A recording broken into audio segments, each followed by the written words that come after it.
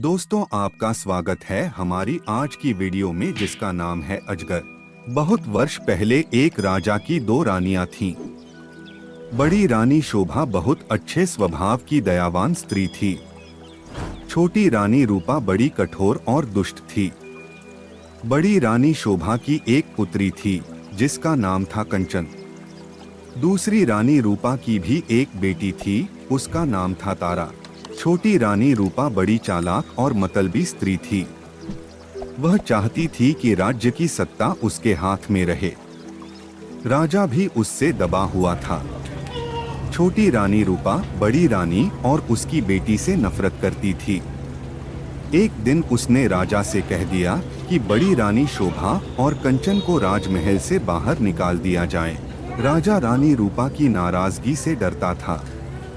उसे लगा कि उसे वही करना पड़ेगा जो रूपा चाहती है। उसने बड़ी रानी और उसकी बेटी को राजमहल के बाहर एक छोटे से घर में रहने के लिए भेज दिया। लेकिन रानी रूपा की घृणा इससे भी नहीं हटी। रूपा ने कंचन को आज्ञा दी कि वह प्रतिदिन राजा की गायों को जंगल में चराने के लिए ले जाया करे। रानी शोभा यह अच्छी तरह जानती थी कि यदि कंचन गायों को चराने के लिए नहीं गई तो रानी रूपा उन्हें किसी और परेशानी में डाल देगी। इसलिए उसने अपनी लड़की से कहा कि वह रोज सुबह गायों को जंगल में चरने के लिए ले जाया करे और शाम के समय उन्हें वापस ले आया करे। कंचन को अपनी माँ का कहना तो मानना ही था, इसलिए वह रोज सुबह गायों को जंगल में ले जाती। एक शाम जब वह जंगल से घर लौट रही थी तो उसे अपने पीछे एक धीमी सी आवाज सुनाई दी, कंचन, हे कंचन, क्या तुम मुझसे विवाह करोगी? कंचन डर गई। जितनी जल्दी हो सका उसने गायों को घर की ओर हाँका। दूसरे दिन भी जब वह घर लौट रही थी तो उसने वही आवाज फिर से सुनी। वही प्रश्न उससे फिर पूछा गया। रात को कंचन ने अपनी माँ को उस आवाज के बारे में कहा। माँ सारी रात इस बात पर विचार करती रही। सुबह तक उसने निश्चय कर लिया कि क्या किया जाना चाहिए। सुनो बेटी, वह अपनी लड़की से बोली, मैं बताती हूँ कि यदि आज शाम के समय भी तुम्हें वही आवाज सुनाई दे तो तुम्हें क्या करना होगा। बताइए माँ, कंचन ने उत्तर दिया। कंचन की माँ ने कहा, तुम उस आवाज को उत्तर देना कि कल सुबह तुम मेरे घर आ जाओ, फिर मैं तुमसे विवाह कर लूंगी। लेकिन माँ, कंचन बोली, हम उसे जानते तक नहीं। मेरी प्यारी कंचन, माँ ने दुखी होकर कहा, जिस स्थिति में हम जीवित हैं उससे ज्यादा बुरा और क्या हो सकता है। हमें इस प्रस्ताव को स्वीकार कर लेना चाहिए। ईश्वर हमारी सहायता करेंगे। उस संध्या को जब कंचन गायों को लेकर लौट रही थी उसे वही आवाज फिर सुनाई दी। आवाज कोमल और दुख भरी थी।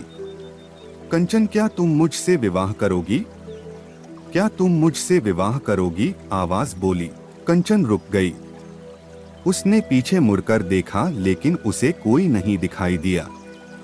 वह हिचकिचाई। वह वहां से भाग जाना चाहती थी लेकिन फिर उसे माँ के शब्द याद आ गए। वह जल्दी से बोली, हाँ, यदि तुम कल सुबह मेरे घर आ जाओ तो मैं तुमसे विवाह कर लूंगी।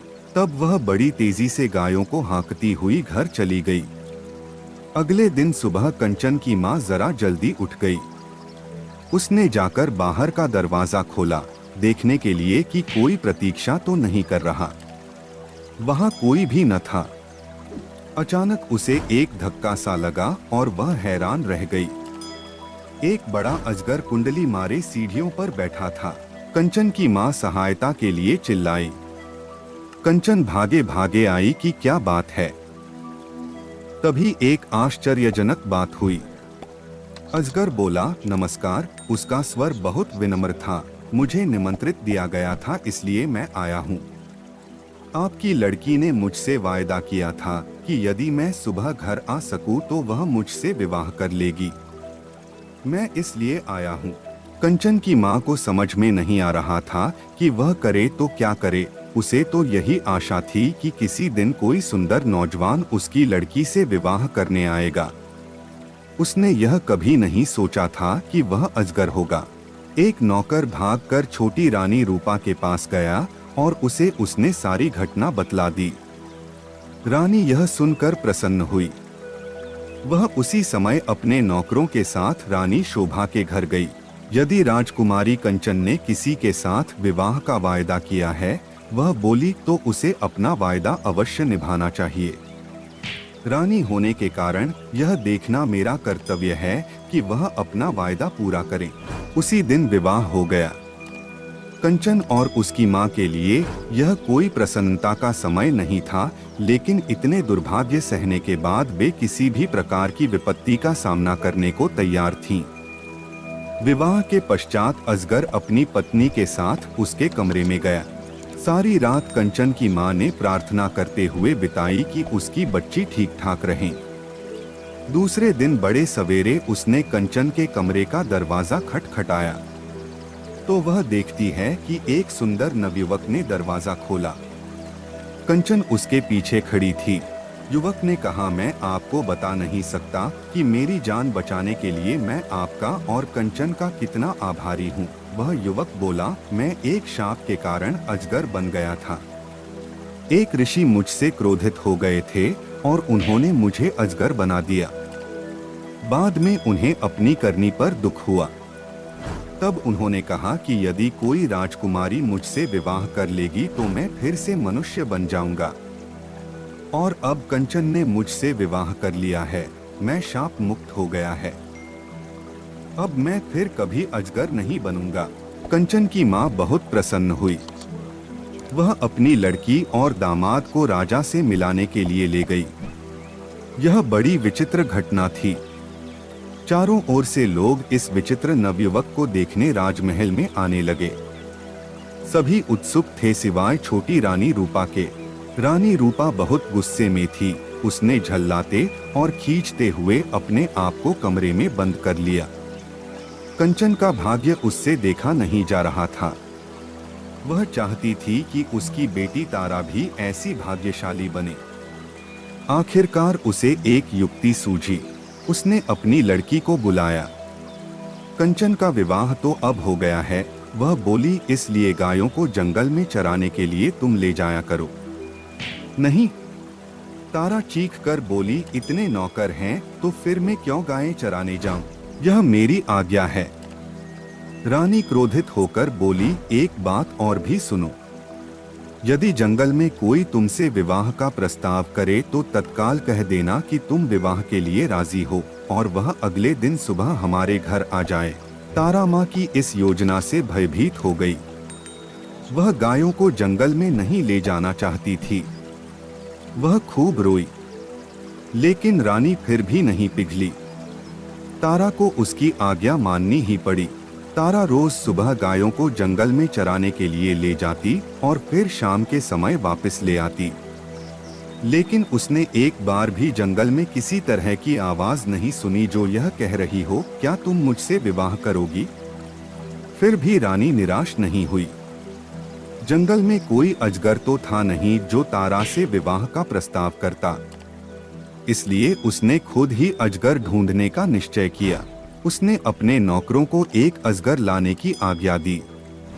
बहुत खोज करने पर काफी दिनों पश्चात उन्हें एक बहुत बड़ा अजगर मिला। उसे पकड़कर वे राजमहल में ले आए। आखिरकार रानी की इच्छा पूरी हो गई और उसने तारा का विवाह इस अजगर से कर दिया। अब रानी को संतोष हुआ। विवाह की रात तारा तथा अजगर को एक कमरे में बंद कर दिया गया। रानी बहुत बेसब्री से सुबह होने की प्रतीक्षा कर रही थी। रानी रूपा ने सवेरे सवेरे ही लड़की के कमरे का दरवाजा खटखटाया, लेकिन कोई उत्तर न मिला।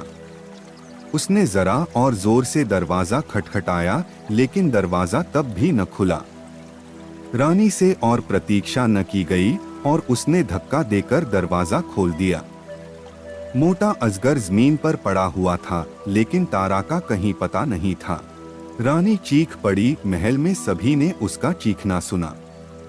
राजा और नौकर भागे आए कि क्या बात है, राजकुमारी कहाँ है? सब चिल्लाए, वह तो अजगर के पेट में होंगी। रसोइया बोला, देखो वह कितना मोटा हो गया है। रानी अब बड़ी जोर जोर से रोने लगी। राजा भी रोने लगा। रसोइया अपना सबसे बड़ा चाकू ले आया। वह बोला, यदि वह अब तक जीवित हुई तो मैं राजकुमारी को बचाने की कोशिश करूंगा। और रसोइये ने अजगर का पेट चीर डाला। तारा अच्छी भली जीवित थी। रसोइये ने उसे बाहर खींचा। वह चीख मारकर अपनी माँ की तरफ भागी।